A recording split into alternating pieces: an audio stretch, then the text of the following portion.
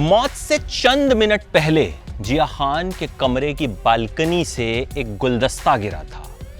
वो गुलदस्ता जिया को इसलिए दिया गया था क्योंकि जिया को 3 फिल्में मिली थी और वो काफी खुश थी। अब सवाल ये कि अगर वो खुश थी तो उन्होंने आत्महत्या क्यों की, जैसा कि कहा गया। वो गुलदस्ता किसने दिया था और उन 3 फिल्मों का क्या हुआ। जिया खान की कहानी अब तक सवाल खड़े कर रही है, बहुत से सवाल खड़े कर रही है।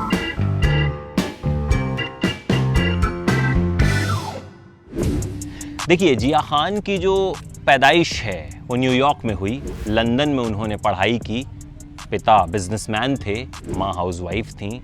आगरा से हैं उनकी मम्मी, और उनके कई कजन्स जो हैं वो पाकिस्तान में भी रहते हैं। जिया खान का पढ़ाई लिखाई में कुछ खास मन लगता नहीं था। उन्होंने राम गोपाल वर्मा की फिल्म रंगीला देखी, वही रंगीला जिससे उर्मिला मातोंडकर स्टार बन गई थी। उसमें जैकी श्रॉफ थे, आमिर खान थे। उसी फिल्म को अवार्ड नहीं मिला था तो आमिर खान ने अवार्ड फंक्शंस में जाना बंद कर दिया था। खैर, ये किससे फिर कभी। फिलहाल बात जिया खान की। रंगीला देखी, सोचा फिल्मों में काम करूंगी। मुंबई आ गई, स्ट्रगल शुरू किया, फिल्में मिली नहीं। मुकेश भट्ट ने एक फिल्म में साइन किया, तुमसा नहीं देखा।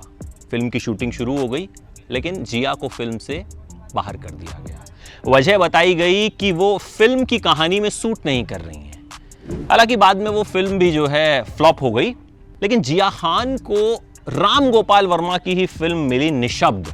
उन्हीं राम गोपाल वर्मा की फिल्म जिनकी फिल्म रंगीला देखकर जिया ने सोचा था कि मैं हीरोइन बनूंगी।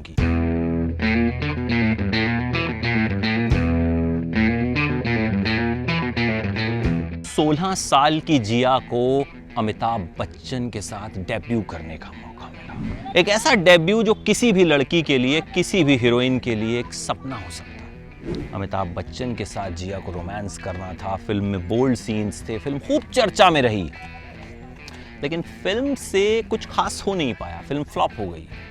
अमिताभ बच्चन ने इस फिल्म के बाद माफ़ी भी मांगी कि मैंने ऐसी फिल्म की, इसके लिए मैं अपने प्रशंसकों से माफ़ी मांगता हूँ। खैर, उसके बाद जिया को आमिर खान के साथ फिल्म मिली, गजनी।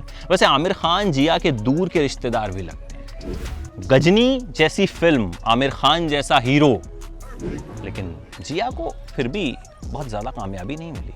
फिर हाउसफुल मिली अक्षय कुमार के साथ। हाउसफुल में तो खूब सारे सितारे और भी थे, लेकिन जिया को बॉलीवुड में अभी भी वो कामयाबी नहीं मिल रही थी जिसके लिए वो इतनी दूर से आई थी।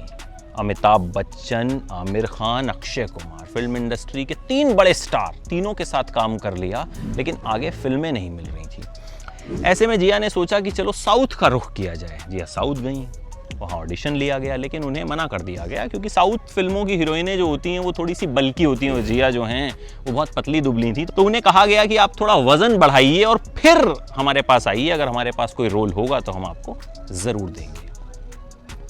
फिल्में मिल नहीं रही थी, करियर को लेकर परेशान थी, और इसी दौरान आदित्य पंचोली के बेटे सूरज पंचोली से अफेयर हो गया।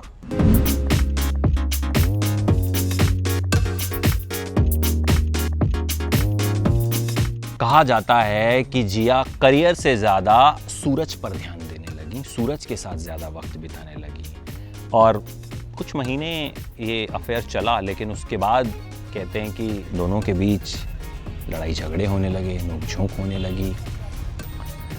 मम्मी भी जो है जिया खान की, वो इस रिश्ते के खिलाफ थी। मम्मी ने जिया को समझाया कि तुम दूर रहो इस लड़के से। जिया मान भी गई, लेकिन फिर वो सूरज पंचोली के करीब चली गई।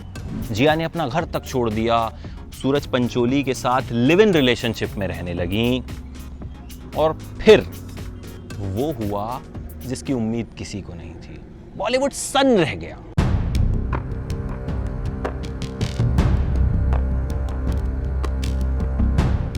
वो 3 जून 2013 की रात थी।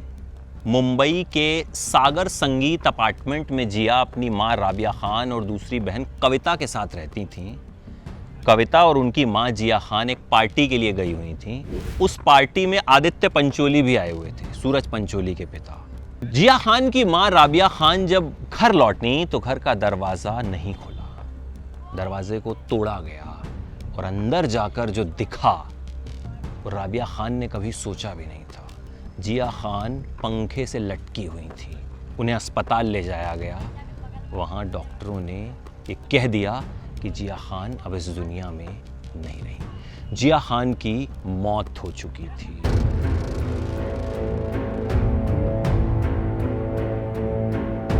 जिया खान की मां ने कहा कि सूरज पंचोली ने मेरी बेटी को मार दिया।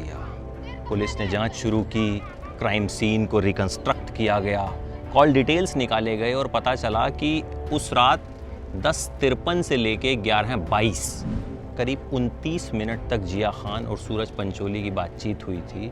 उस दौरान के व्हाट्सएप चैट्स भी निकाले गए और पता चला कि उस दौरान दोनों के बीच व्हाट्सएप चैट भी हुई थी। सूरज पंचोली की लोकेशन जब चेक की गई तो पता चला कि सूरज पंचोली उस लोकेशन पर नहीं थे, जिया खान के अपार्टमेंट में नहीं थे, उनकी लोकेशन कहीं दूर थी। इसके बाद 5 जून 2013 को उनकी पोस्टमार्टम रिपोर्ट आई, जिसके बाद जिया को दफनाया गया मुंबई के एक कब्रिस्तान में। और उसके बाद 7 जून को जिया की छोटी बहन कविता 6 पन्ने का एक सुसाइड नोट सामने लाती हैं, जिसमें किसी का नाम तो नहीं लिखा है, लेकिन इशारों इशारों में ये जिक्र है कि शायद सूरज पंचोली ही जिया की मौत के लिए जिम्मेदार थे।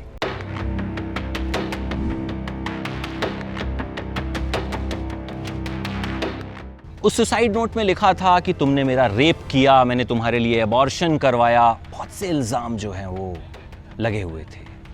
इसके बाद सूरज पंचोली को गिरफ्तार कर लिया जाता है 10 जून 2013 को। 22 दिन वो जेल में रहते हैं और उसके बाद उन्हें बॉम्बे हाई कोर्ट से जमानत मिल जाती है। इस बीच जिया खान की मां ब्रिटेन से एक फॉरेंसिक एक्सपर्ट को बुलाती हैं, जेम्स नाम के। जेम्स तफ्तीश करते हैं और ये रिपोर्ट देते हैं कि एक स्टेज सुसाइड है, मतलब जिया खान को सुसाइड के लिए उकसाया गया। फिर 2014 में ये केस सीबीआई को दे दिया जाता है और ये मामला अब भी कोर्ट में चल रहा है। वो गुलदस्ता जो जिया खान ने अपनी मौत से चंद मिनट पहले फेंका था, वो सूरज पंचोली ने ही उन्हें दिया था, क्योंकि जिया खान ने उन्हें बताया कि उन्हें 3 फिल्में मिली हैं। लेकिन जिया खान की मौत ने एक बात तो साफ कर दी कि माया नगरी में सब कुछ मिल जाने के बाद भी कई बार बहुत कुछ खो जाता है, सब कुछ खो जाता है। एबीपी न्यूज़ आपको रखे आगे।